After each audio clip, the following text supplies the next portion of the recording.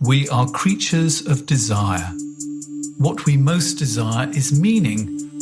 What makes us suffer most is a lack of meaning. The Meaningful Life with Andrew G. Marshall. Marital therapist, author, and communications trainer Andrew G. Marshall invites guests from all walks of life to discuss what makes life meaningful. Hello, I'm Andrew G. Marshall. Welcome to The Meaningful Life. We're available on Apple, Spotify, Podbean, and wherever you find your podcasts. Do you have trouble talking about your childhood? Because most people would not understand. Or you fear about being judged or shamed if you told the truth? Do you have little idea what normal looks like because growing up you only saw it on the TV? When it comes to being a parent yourself, do you normally reach for the opposite of what your mother or father did? These are just some of the signs that you might have grown up with dysfunctional parents. On today's podcast, we're going to take a deep dive into the long-term impact of being an adult child of a dysfunctional family. My witness is Dr Samantha Rodman Whiten, who is the host of the podcast and blog Dr Psych Mom and the author of How to Talk to Your Kids About Divorce. She speaks from experience as a mother of 3 children who remarried in 2020. Her other book is 52 Emails to Transform Your Marriage. My clients and sometimes friends will say to me, "It was a long time ago. It wasn't pretty. I don't remember much anyway. I've moved on. I've forgiven my parents. So what's the point of raking it all up again?" So when you get that, what's your reply to it? Well, the analogy that I always give that seems to resonate the most is to say, oh, so if the things that happened to you now happen to your own children, would that just be no big deal? And they say, oh, no, I would immediately get them into therapy. I can't even imagine that. My children would be so poorly impacted by that. And I say, well, you're in the same boat. So you have to picture yourself in the exact same shoes of your own children where you would not minimize it at all.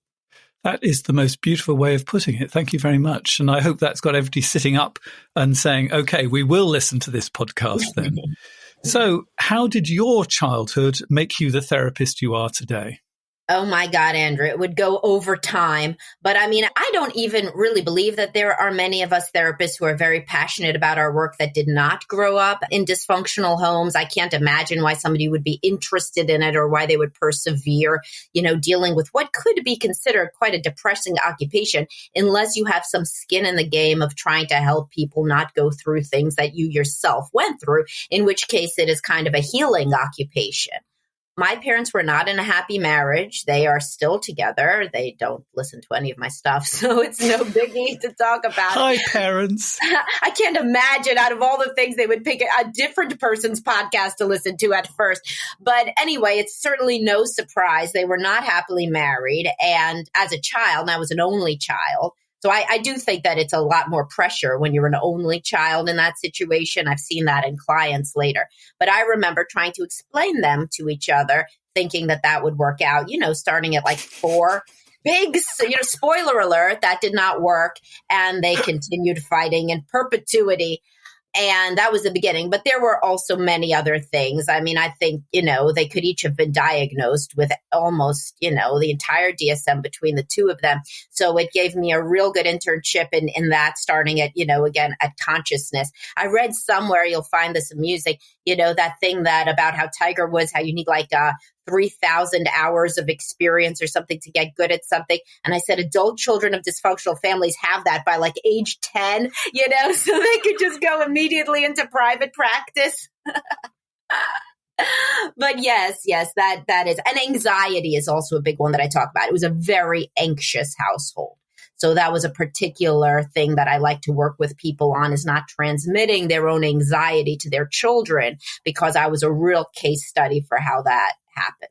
Excellent. So we can sort of also help people understand the difference and really understand what is necessary for a child. What do normal parents do that we as children needed? Well, there's the idea from Winnicott, as you may know, of the good enough parent. somebody that is not too overly attuned and obsessed with the child's needs and wants, but also is not emotionally or physically neglectful. So striking that balance. And really the way that I put it to people is, did you learn how to be a happy adult from observing your parent? And many people just say, no, of course, how could I? They weren't happy at all.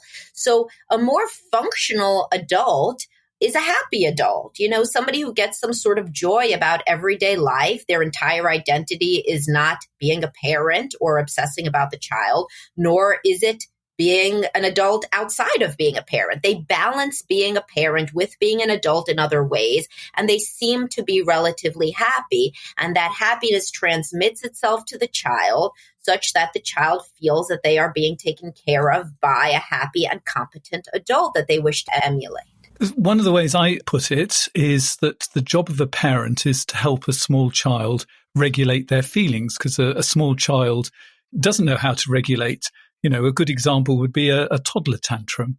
They don't have the emotional capacity yet, and they don't have the brain development to be able to do it. And it's the job of the parent to come along and hold them and listen to them and help them calm down and learn how to express themselves. And I will say to my clients, who did the regulating in your family? And sometimes for children, it sounds like it might have been a bit for you too. One of your jobs was to try and regulate your parents. Yes, very much. So that's obviously the parentified child's role, is to act that way for the parents. And when a parent does not have good control of their own regulatory skills or is suffering from various mental health issues, they cannot regulate the child. They are in fact triggered by the child and take the child's behavior very personally, as an attack or as something dangerous or as something personal, And I think the other question is, how aware were they of your needs rather than their needs? Right. Well, and it's interesting because obviously I work with many clients who were physically neglected, and I certainly had nothing like that. But my needs were taken care of in a physical sense. And in fact, overly so about various things I wanted to do. In a way, my parents were precocious, because the parents I deal with now have a very hard time setting boundaries with their children and distinguishing between a child's wants and needs. And because I think my parents were unhappy in their own lives, and they had both grown up and, not financially well off, they wanted to, meet my very specific needs. Like if I wanted to watch TV for 3 hours or 5 hours or whatever, sure, or if I wanted, to get a certain book out of the library, that we would definitely get that book out of the library. But it was in terms of seeing that the child, me, that I was growing very anxious and depressed because of the constant conflict in the home, that was not really able to be seen. So there were certain can't see the forest for the trees type of thing. And sometimes, in my case, they were very good at meeting my physical needs, but not my emotional needs. So, there was always food on the table and everything was perfectly well regulated, but nobody ever talked about feelings or emotions. Yes, you must have been on the other side of the spectrum, being in the UK. My parents talked about their emotions ad nauseum, ad infinitum. So, should have been somewhere as a mean between your experience and mine would have probably been the average good amount of emotions to be expressed. But yes, it's very different culturally. It's different, in different countries, it's different ethnicities, whatever. So Jewish people talk a lot about their feelings, should come as no surprise from anybody who's watched Seinfeld, right? And so my parents were squarely there. Not the vulnerable feelings, but you make me angry. Oh, yeah, boy, we could talk about that for many hours, and did. Whereas I'm sure from what you describe, even cursorily, that was not how your family rolled.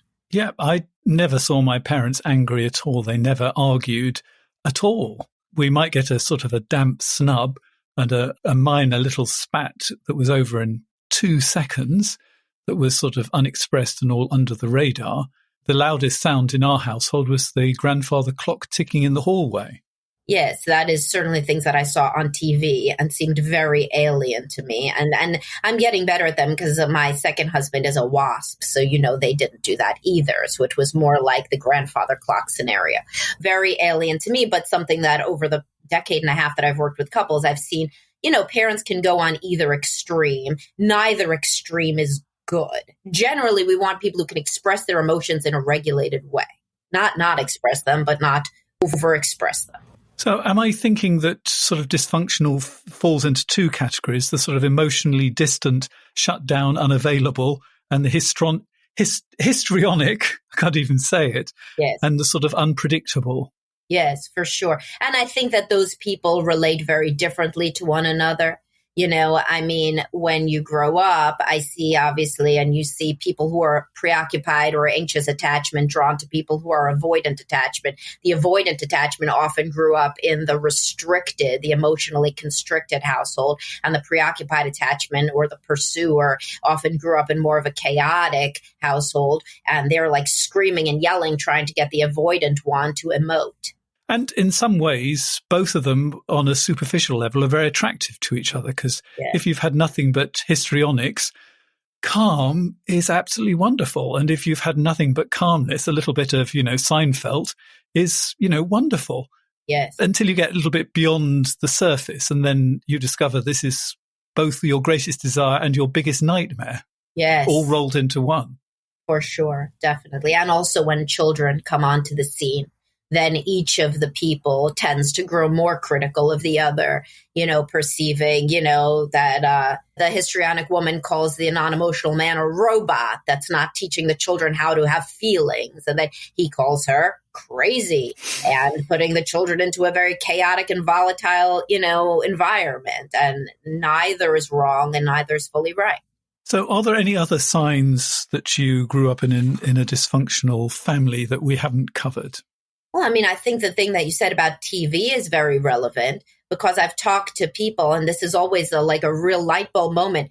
I said, do you know that those sitcoms on TV are based on real people, so that the average person feels like, man, I'm like those people. Oh, yeah, I recognize that. It's like 85% of people are like, oh, yeah, that's kind of like home.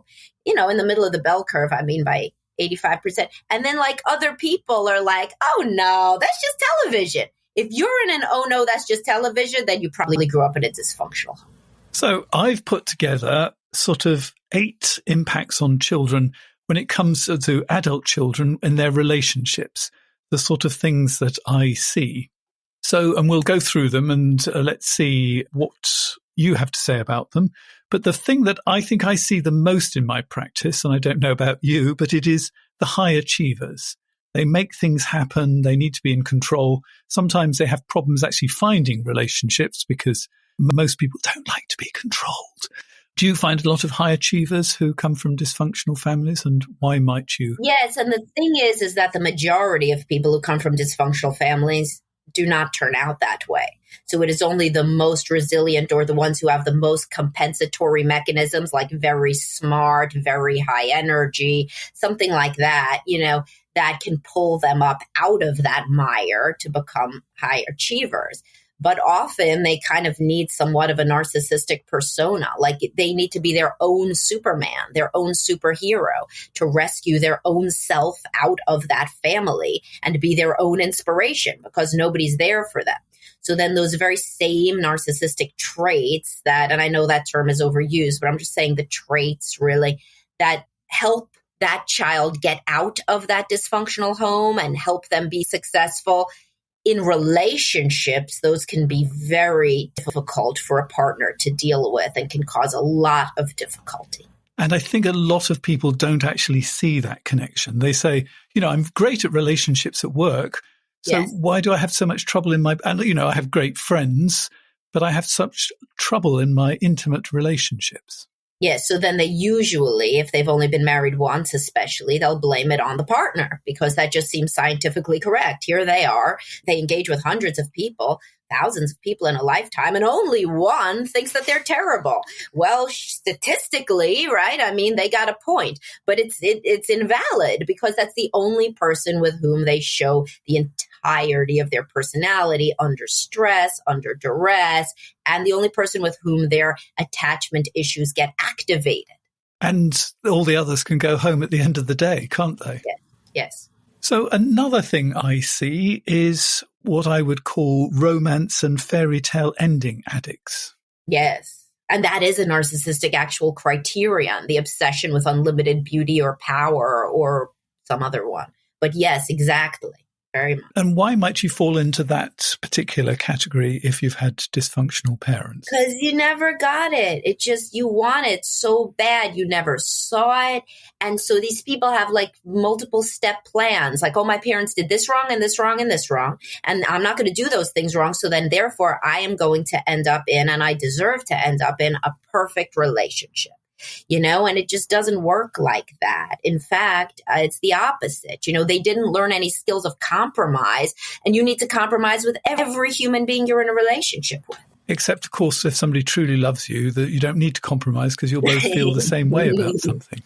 In perpetuity. But, I really understand this one because, if you're absolutely miserable at home, the thing that keeps you going is that one day I'll be out of this and one day I'll have a great relationship. It's it's back to being part of your superpower that gets you sort of out of there and keeps you going rather than being sort of pulled under. Yes, and it's really difficult to then completely turn it around and learn these skills later. Yes, and it's especially for men that make a lot of money because they feel that they can provide to their wife a perfect life in all these material ways. And then they get very angry when she still has any emotional needs and is unhappy with his ability to fill her emotional bucket. Because, no kidding, he didn't learn how, of course, so he has no idea. But he thinks the better of a lifestyle that he provides, the more he felt on some level that she would just be appreciative and grateful forever. And actually, in lots of the television programs, I'm thinking things like, I think we're probably both of the Dynasty Dallas sort of kind of generation, that if ever was a problem, Blake would buy Crystal a wonderful set of jewelry and all the problems would be solved. Right. And did you see White Lotus where you are? You got to watch. It's psychologically great. There was this couple where he was very rich. They were on their honeymoon and he wanted the perfect room. He had felt that he had reserved the perfect room and he had a different, wonderful honeymoon suite instead. And he became obsessed with it. And he kind of destroyed the honeymoon, because of it. And that's a very similar sort of personality. So the next one I've got is the distant, shut down kind of people. So tell me about those. Well, that's going to be the people that, two things. Sometimes people emerge from a chaotic home and become that because they learn to just kind of go into their room and avoid all of the yelling. And then sometimes they're just modeling what they saw, the reserved, distant parent who you don't really know. I have clients who they say, I never knew my father or I never knew my mother. I have no idea what made them tick. So then when we're trying to think about that person's life, in order to make sense of the narrative of my client's life, we often think about in depth what the parent was going through. It's almost like they have no idea. The parent was just kind of a specter. They didn't really know anything about them. And then the next one is to aim for perfection, become people pleasers, follow the rules. You can't go wrong if you follow the rules, even if you're not really 100% certain what the rules are. Yes, I call this, these people pleasers, they often come from covertly narcissistic parents. The parents that they act like they are so wonderful, but in reality, you realize that you have to do everything exactly their way, compliment them, always be on their side of a story, and the child, this is especially oldest daughters of covertly narcissistic mothers. I've seen this, they become her best friend, and for boys, they become her surrogate husband. And they always have to say, oh, mommy, you are so pretty. You were right in that situation. That person was wrong. And as long as they stick to those rules, they are beloved, Mommy dearest. Yeah, that. So you can become highly sensitive if you have dysfunctional parents.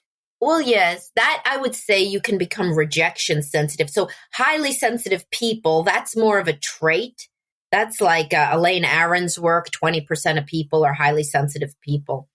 And 80% of people in therapy, honestly, and 90% of therapists. But but you do become super heightened in almost a PTSD sense to any perceived rejection. You become the person who can like hear how somebody walks into the house, because if dad walked different when he was drunk or mom walked different when she was angry, you had to know that in order to figure out your plan for the evening. You're going to stay in your room? Are you going to come out? How are you going to act in order to avoid physical, emotional, whatever things were going to happen to you? So yes, you could become hyper vigilant. And these are the preoccupied attachment people that are constantly scanning their partner in couple sessions and like say to me or to you, no, he's upset. We can't continue the conversation. I know he's upset and I know that I'm going to hear about it. I'm looking at his face. You're upset, aren't you? Aren't you upset? Aren't you upset by what she said? And it's like those sort of people were raised in a home where it was extremely adaptive to be hypervigilant. Yep, and it sort of basically saved your life in some ways. But once again, it's another skill you learned as a child that you might not need so much nowadays. And then obviously you can become like your parents. And I think it's difficult to recognize this, but be a sort of a drama, I was going to say queen, but you could be a drama king as well. And maybe even have problems with substances yourself. Well, yes, the substance abuse is big because it helps you escape. And many adult children of dysfunctional families started with their substance in adolescence, often early adolescence. And the substance can include sex, too. It can include sex and porn and relationships, and it can also include drinking and drugs and just all sorts of things. Food, yes. So many things because you just don't want to be there. So you get out in any way you can. The thing that I say to a lot of these high achieving men who are very charming and good with women, and of course they're married and then it all goes, down the toilet. But I say, so I assume you started to have girlfriends pretty early. They're always like, oh, yes, I did. How did you know? I spent most of my time at my girlfriend's house starting at 14. Because it's very easy for a boy specifically to go over to a teenage girl's home. The parents want her at home anyway. So he kind of becomes like another child of theirs, and is often drawn to the family as much as the girl herself. I haven't seen that one before. That's an interesting one to look out for. Another one I see are the rescuers. Oh, yeah. Well, that's like the people who try to help everybody not be not in the same situation that they're in. And also, of course, then you get validation for that and you get closeness and you get love. If you don't think you're worth very much internally, then you try to rescue others and hope that then they think that you're worthwhile, at least because of what you've done for them. And on one level, that sort of works, doesn't it? But on another level, it doesn't. Explain to me why it doesn't work. Well, so from what I have a post on Dr Psych Mom about the man who tries to take everything off his wife's plate, but she's still unhappy. So it's, and I get I've never met that person.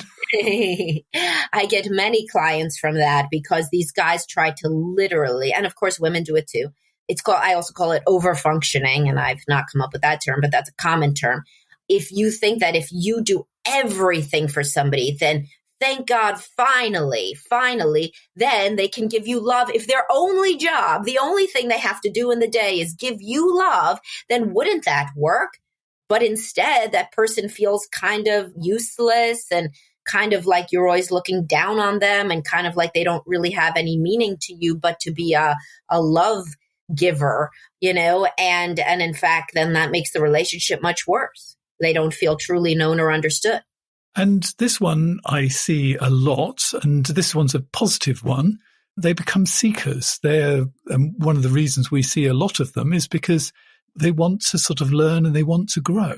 Oh, yeah, definitely. And when they're young, it's the same thing, but they don't have the tools. So these are the girls that get really into astrology or things like that. They're always trying to understand. They just always want to understand themselves. And the men who get super into self-development, all these books on optimization and maximization of your life and your health and all of these things, because you don't feel good and you want to understand why. So have I missed anybody? No, that was fairly comprehensive. I'm sure other things will come up as we talk. So how do we help these people? Well, there's so many paths. It's really kind of almost dependent on how they come in. Well, it's very dependent on how they come in and their goals. So people that come in couples counseling, it's very obvious that relationships are not working for them. And individuals come in frequently for the exact same reason, although they're coming in solo, whether it's parenting often really, is very difficult. You don't have a template, right? So then you don't know what to do. And then in terms of what you just said about the seekers, adult children of dysfunctional families who are female read like 75 parenting books, and that's while they're pregnant. That's before they even have children, because they are so terrified of recreating the same paths. Unfortunately, sometimes they swing 180 degrees opposite and act totally different in a different dysfunctional way, such as overly enabling a child when they had been totally ignored. So it depends on the goals of the person. But I think that going back to family of origin is essential in almost all arenas, unless we're talking about literally like a spider phobia, you're going to treat it with exposure therapy. But in anything where the person is deeply unhappy with like how their life is going, you got to go back to family of origin and explore it and look at it in different ways and think about how silly it might be that you as a child were not impacted, even if that's your pet, idea that makes you feel good. Of course you were impacted. And I think, what's the word? How am I going to put it? You want to take some of the personal responsibility off their shoulders. They sort of feel, it's all my fault or it's all your fault.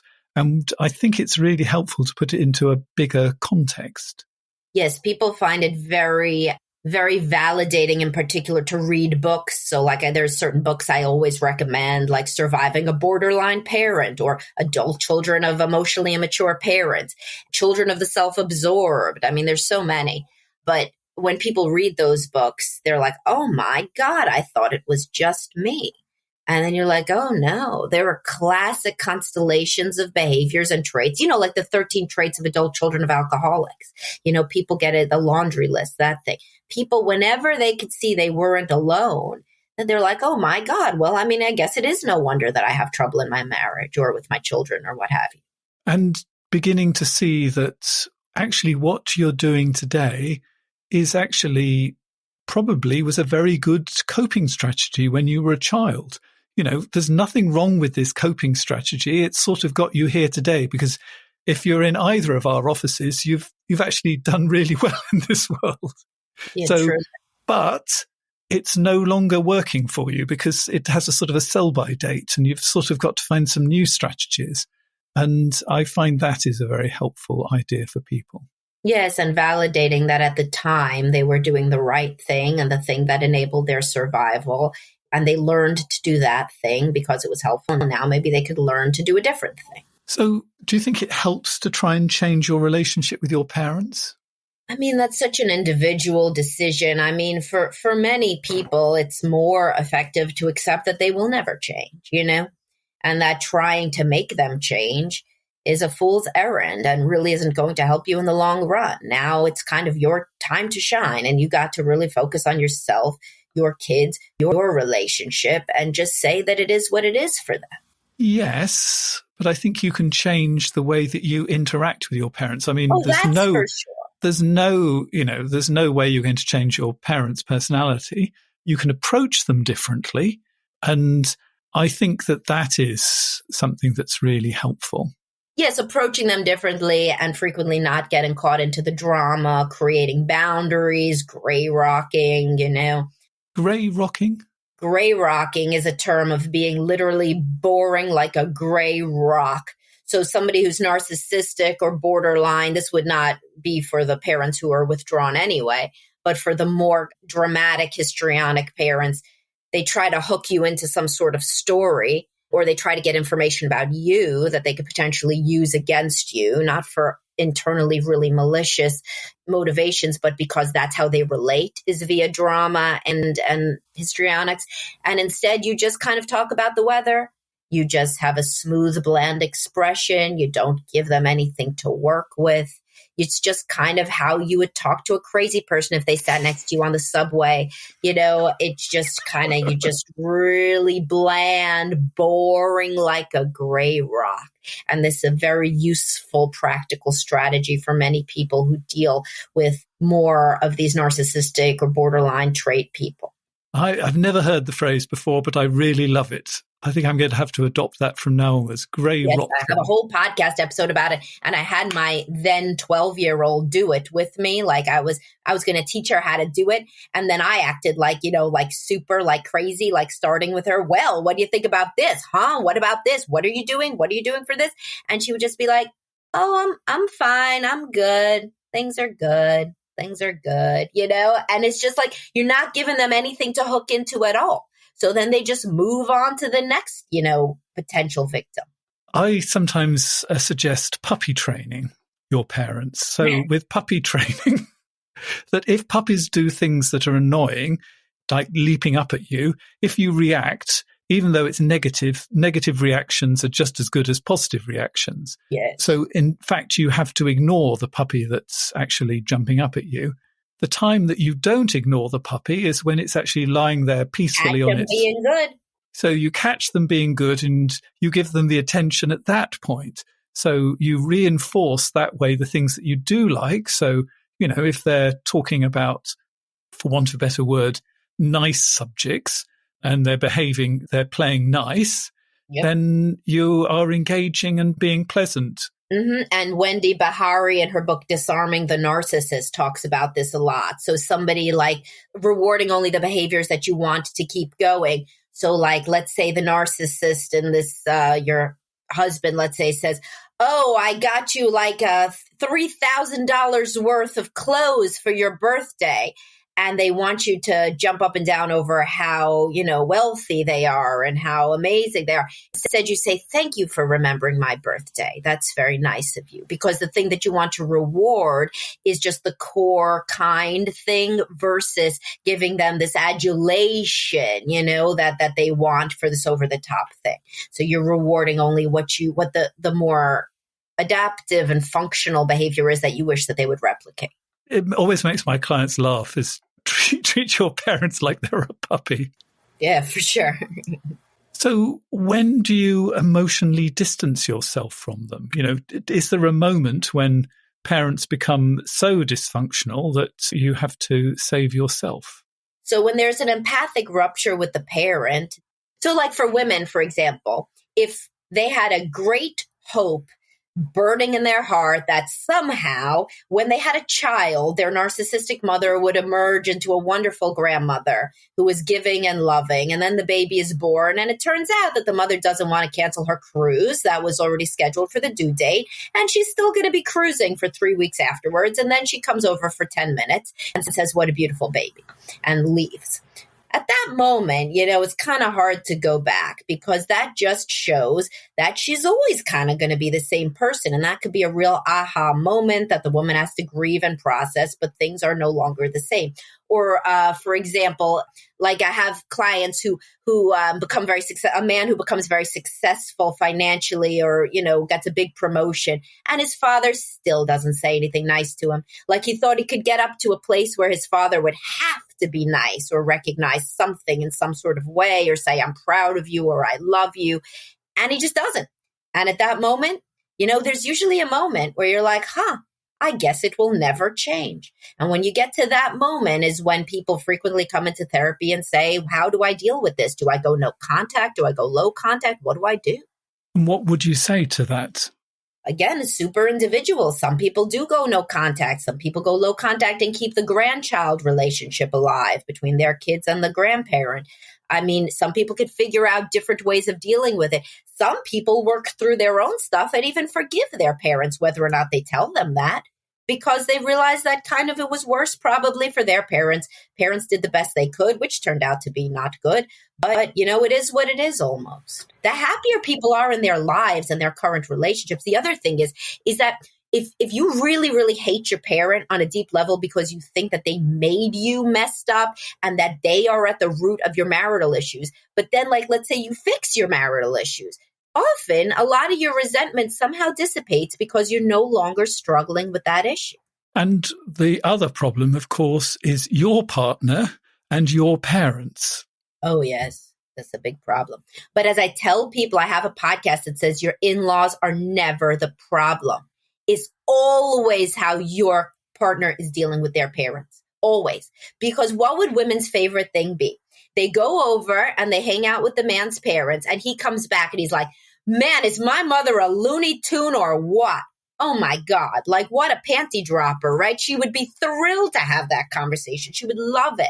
But instead, the guy comes back. She says, did you not notice when your mother pretended like she forgot what I do for work for the 15th time? And he's like, well, Mom, she could be a bit absent-minded. Well, then we start in, right? Because he's still being primarily emotionally a son rather than a husband. He's not individuated. He's not ready to look in at his mother's dysfunction. Her problem is really with him. But that's too scary. So then she says she hates her mother-in-law. Yep. I've seen that a lot of times. And what do you do if it is your partner who is arguing with your parents and you're caught in the middle? I say that couples counseling focused on how we as a couple can set boundaries with the parent. Honestly, even when men consent to read a book titled Adult Children of Emotionally Immature Parents, the woman is so thrilled, because he's finally saying there might be a problem. And then somehow all of her animosity and rage toward her mother-in-law somehow evaporates a bit because that was never truly the problem. The problem was that the man refused to, and it can go either gender. I'm just using this as an example because, in popular media, the mother and the mother-in-law, the woman and the mother-in-law are particularly bad with each other, but it can be either way. And when your partner really finally says, hey, I think I did have somewhat of a strange childhood and that I was impacted by it in ways that now actually impact how I relate to you and lead to you struggling at times, that is super validating. I think we're coming back to a favorite topic on this podcast, and I'm sure on your podcast as well, which is setting boundaries. Now, parents don't like boundaries, particularly dysfunctional adults don't like boundaries. So how do you set one up and how do you make them work? It's so different people. I guess the point is, on a deeper level, what is your goal? What is your hope for how the relationship with your parent works? Why are they still in your life? So, for example, if they're still in your life primarily to be a grandparent, well, then that's kind of an easy one. They're invited to all the children's events. You talk predominantly about the children. The children, as they get older, become the ones to do the FaceTime entirely. You don't even have to get on the call, right? If, however, you have an unexplored and unadmitted need for the parent to eventually validate you, well, then everything's going to go wrong. And then you're going to get all crazy about everything that they do. And you're going to need you're going to have either fewer boundaries or more boundaries than would be useful. You really need to clarify, what do you think you can get out of this relationship? Why are you still in it? And then the structure of how often you see this person and what boundaries you set will then become more clear. Yeah, the most difficult thing is giving up those unmet needs of yours that you hope that one day they're going to fulfill. And that's really difficult. So maybe you need some help for that. So we've got a problem that we're going to be looking at in just a moment after this. The Meaningful Life with Andrew G. Marshall. Please follow us on Twitter, like us on Facebook, and visit our website, andrewgmarshall.com/podcast, where you can join our supporters club and unlock bonus material and other benefits. Guess how long I've been helping couples have more fulfilling relationships? The answer shocked me. 39 years. Over this time, I've developed all sorts of interventions to help couples communicate better and make meaningful changes to protect and nurture their love. Some ideas I've used for a while and dropped, but at the core, there are a handful of must-haves that I use with all the couples I see face to face. Sadly, I can't work with everyone who wants my help, but I can share my best relationship tools. I put them in a new course with worksheets and links to my most helpful podcasts. There are 4 hours of instructions to do at your pace together, with your partner or on your own. And it normally retails at £150. But to launch, I've dropped them to a special introductory price of £99.50. If you'd like to find out more, go to andrewgmarshall.com/tools and get started on improving your relationship. This year, Kind Snacks is inviting you to leave behind the diet and wellness fads that are no longer serving you. Instead, grab a Kind Bar, a nutritious and delicious way to eat more of the real, whole, recommended foods that we're not eating enough of, like nuts and whole grains. Because all Kind nut bars lead with the first ingredient, nutrient-dense whole nuts, and they're gluten-free. With great flavors everyone will love, including caramel, almond, and sea salt, and peanut butter dark chocolate. So shut out the noise, trust your taste buds, and shop Kind bars at Amazon today. This holiday season, New Yorkers and visitors alike are heading to New York City's extraordinary experience that you have to feel to believe. Summit One Vanderbilt. An interactive, multi-level experience of art, sky, and exploration. Discover exhilarating heights, explore reflective spaces, walk among floating silver orbs, and immerse yourself in spectacular views of New York. Book your holiday visit at summitov.com and start your journey here. If you'd like to get more involved with The Meaningful Life, you can go to my website, www.andrewgmarshall.com/podcasts, and you'll find a way of signing up for my newsletter and participating in the program by sending us a letter. And this is the one I've got for us to discuss today. It's been 6 months since I broke up with my boyfriend. He has finally moved the last of his things out of my apartment, and we don't have any more communication. But I'm still crying almost every day. I keep going over all my mistakes and wishing if only I'd done this or that differently. Friends tell me I'm taking all the responsibility for the relationship not working, but I'm trying to learn and not make the same mistakes again. What do I do to move on, beyond going on the apps again, because the thought makes my insides turn over? I'm in my late 30s, time is running out, I don't have the luxury, like when I was in my 20s, to wallow, focus on my career, and slowly recover. Help. Well, first of all, girl's got to be in therapy. I definitely think she should be in therapy because it's been a while, right? So she said that it was how long? 6 months? 6 months since they broke up.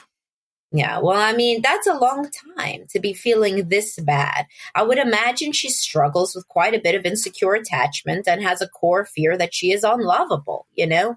Those are the kind of people that make these arbitrary sorts of cutoffs, you know? I understand there's a fertility window, but still, you know? I mean, the people who kind of get very anxious about when they're going to meet somebody, I see women at 23 years old acting like that too, you know, and there's no fertility problem there. When you think that like your time is running out and you'll never meet a soulmate, that is a preoccupied attachment issue. And I would be quite surprised if her anxious attachment and her pursuer behavior did not contribute to the demise of the relationship, in addition to finding a man that, if she worked with a therapist to talk about it, there were probably red flags from the very beginning that he would be unable to meet her emotional needs. You know, it sounds like a classic pursuer-distancer relationship, and eventually he just distanced entirely and left. And that probably has the origins back in childhood. Yes. I mean, that is where, you know, she would have learned that the only way to get her needs met is to jump around and make a lot of noise, because otherwise the parents aren't going to look at her because they're so consumed with their own stuff. If you learn that the only way to make somebody love you is to kind of get directly into their field of vision and make a bunch of noise, then that is like, you know, a behavior that really carries you through adult intimate relationships as well, and can be it can turn off people and it can make them feel very overwhelmed. But also it's likely that she was attracted on a subconscious level to the same sort of people that she had as a parent, somebody who was not very interested, was not wholly committed, and did not have the emotional bandwidth to meet her needs. So how do you begin to unpick that? Well, I mean, this is me, so I would probably say that sentence, but But I mean, we really would say, let's go back through the relationship history. I bet you dollars to donuts, this is not the first man where this has happened. And she even said it, like lick my wounds, have another thing. So this woman's been through a bunch of breakups, let's look at the other ones. Let's look at what happened there. I bet they were all emotionally avoidant guys. Well, where's the original? Is daddy or mommy? And so then we look in at their relationship, this, that, the other. When you really unpack this stuff, it's kind of like the Wizard of Oz. It's like eventually an avoidant man would not even seem appealing to her. And so many women don't even believe me. I have a podcast called like What to Do If Your Boyfriend is a Jerk and What If You Keep Being Attracted to Jerks, And I say, and it's the truth, like, listen, like, a woman who's in her 30s is not attracted to a guy who's doing keg stands, who's a frat boy, right? Like, you're just not attracted. You outgrew it. So it's obvious you can outgrow certain types, even if it really used to be your type before. And when you really look behind the curtain and think and look at these avoidant men, they've not done anything for you. They've not done anything except make you miserable. They have a limited emotional capability originating in their own childhood. Well, then they don't really seem that appealing anymore. It seems like, oh, shoot, there's another one. I don't really even want to deal with it. But they sort of give you an introductory offer, the emotionally unavailable people, because deep down, they also want a relationship. So they are believers in romance as well, and they're looking for, in this case, it would be Miss Right. At the very beginning, it's very easy to write checks you can't cash. Yes, of course I want to get married. Yes, of course I want to have children. And let's actually, I think 2 children would be nice, and we'll call them Kimberly and Natasha. It's easy. There's no skin in the game. And, it's wonderful. You have a great time. And then you discover that they have no idea who Pink Floyd are. And how could you possibly fall in love with somebody who hasn't got more than 5 Pink Floyd albums? Right. So they come up with reasons to go back into their avoidant stance. And in the honeymoon stage, dopamine is swirling through their brain. And so everything seems good. They're drunk on new relationship energy.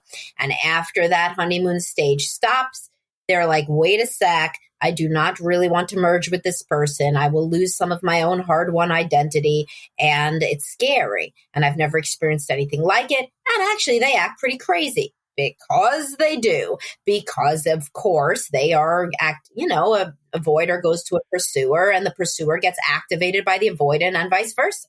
And they say, I can get into Pink Floyd, no trouble. I've bought all of their albums already, and let's go to karaoke and perform them. Yes. This can be fixed. And then they find something else. And then they find something else. There's this thing now, relationship OCD, that is really this, people that have, already have kind of a brain wired a bit for OCD, but then they never really saw a great relationship growing up. And so they're constantly asking themselves if this is right. If this is right, is there somebody else? Is there somebody who wouldn't just learn Pink Floyd, but had all of the albums to begin with? And is that the person I should be holding out for? Or perhaps I just want to be alone and do karaoke by myself. What about this person trying to repair the relationship with her father as well?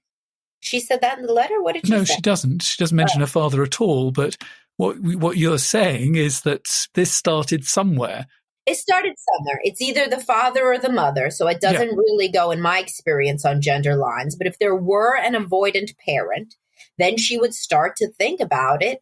Wow, what did I get from my father? What did my mother get from my father? Very frequently, she's going to see that one parent pursued the other parent, always seemed wistful, always seemed sad, was always trying to make the marriage into more than it was, And so that is a trope. That is an archetype. That is like buried deep in her subconscious. So she thinks that if it isn't abject yearning and some version of unrequited limerence, then it isn't real, And then where did that originally start? Always in the upbringing. And people really have aha moments with that stuff that really kind of, is very meaningful and can really put them on a different trajectory.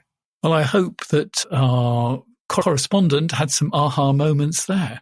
Now, we're almost running out of time in the main podcast, so I need to ask you the question, what makes your life meaningful? What makes my life meaningful? Well, being a mother is very important. My children are very important to me. I think once you become a parent, it's very hard to find something that goes above that, especially when they are still young and in the house. And they are not going to be in the house. My oldest is going to leave the house in 4.5 years. I mean, it's crazy. My kids are 10, 12, and just turned 14. So you've still got a bit of time there. I know, but it's like she's going to be in high school next year. It's nuts, to think about. It goes so fast. My marriage, I've remarried, as you said, in 2020.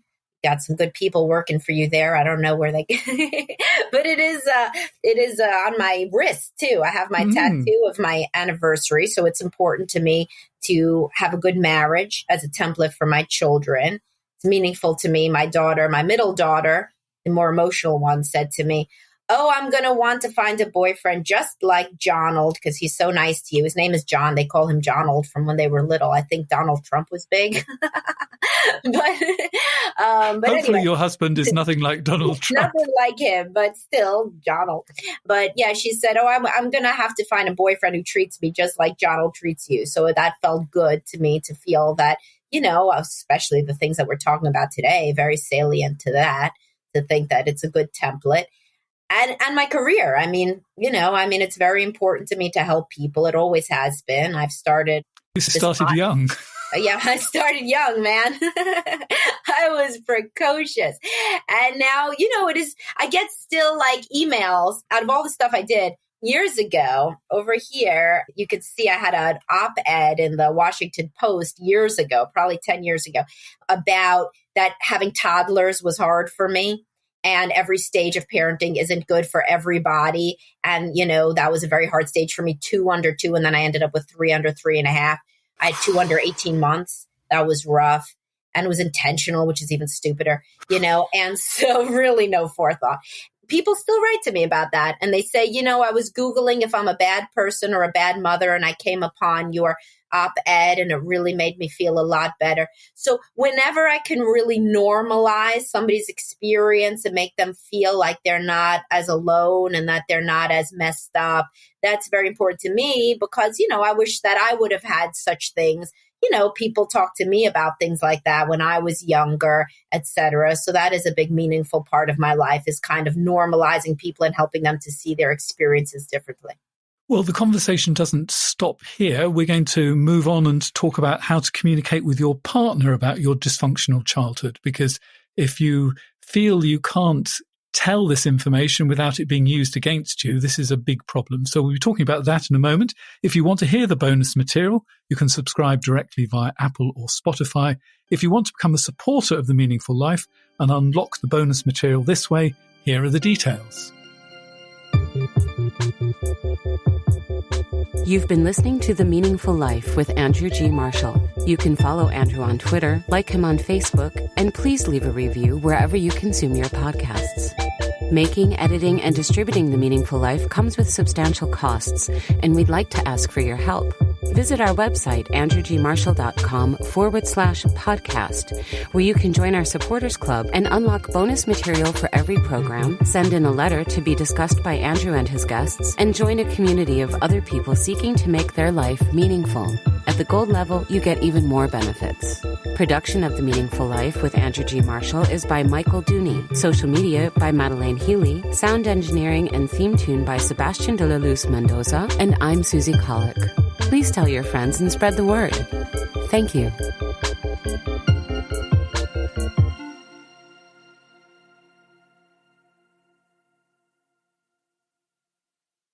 This year, Kind Snacks is inviting you to leave behind the diet and wellness fads that are no longer serving you. Instead, grab a Kind bar, a nutritious and delicious way to eat more of the real, whole, recommended foods that we're not eating enough of, like nuts and whole grains. Because all Kind nut bars lead with the first ingredient, nutrient-dense whole nuts, and they're gluten-free. With great flavors everyone will love, including caramel, almond, and sea salt, and peanut butter dark chocolate. So shut out the noise, trust your taste buds, and shop Kind bars at Amazon today.